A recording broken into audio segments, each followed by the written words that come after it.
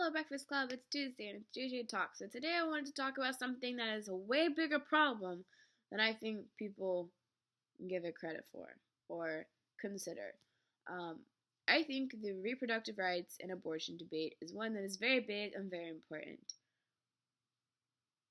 But there is a part of this argument or this discussion, this, thing that tends to escape the public eye, because we argue about whether or not it's okay to get an abortion or whatever, but we never really look at the after of either decision. What I wanted to talk about today are post abortion support groups that use post abortion women to push their political agenda. And what I mean by that is 99% of post abortion support groups that you will find easily on the internet, etc., are pro life religious organizations that want to end, ban abortion, or whatever.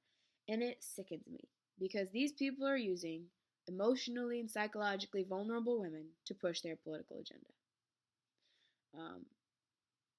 Because if you get an abortion and you're having feelings of sadness, regret, loss, whatever, it's a very, very heavy experience, a heavy feeling.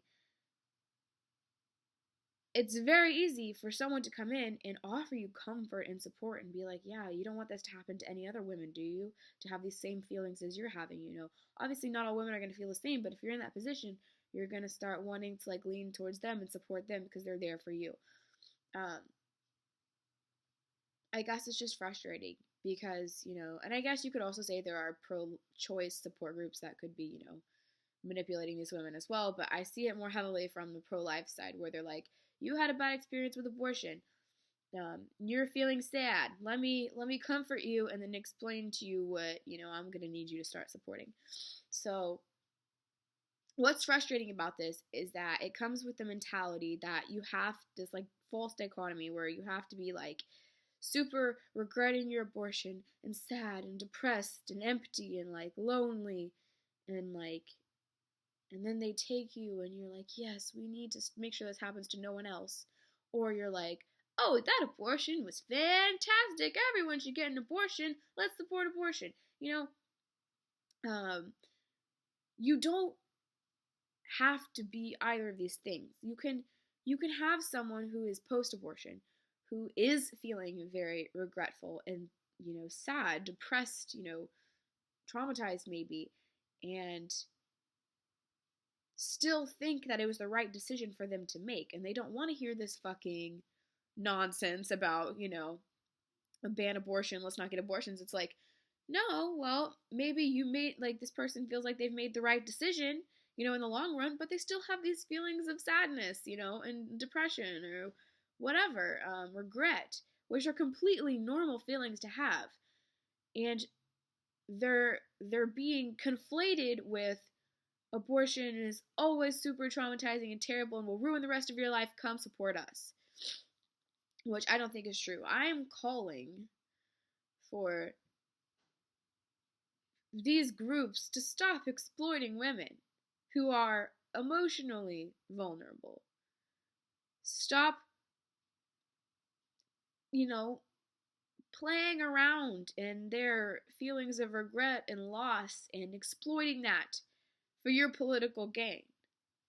I am calling for there to be more neutral post-abortion support groups that say, no one's judging you for what you did. We're just going to deal with the feelings that you have. The feelings that you have don't necessarily indicate whether it was the right or wrong decision. They're just very normal feelings to have. Just biologically speaking, with the giant fluctuation of hormones. You spend 12 weeks building up these pregnancy hormones, and then in the span of 24 to 72 hours, they all disappear. It's a big adjustment for your body to undergo, besides the fact of just, thinking about it and having what if scenarios in your head, It's completely normal to have these feelings, but you shouldn't take these feelings and turn them into, oh my god, abortion is the devil's work, These feelings are normal to have. Doesn't necessarily mean the decision was right or wrong either way. I think people should be allowed to be sad without being shamed for the decision that they made, and that's how I feel about that. Um, it was something that I didn't know was this big of an issue until recently. I'd like to hear your thoughts on that. If you have any or any experience with this kind of thing, please leave them below. I'd really appreciate it. I will see you next week. And D-Land and Nicole, you are up next.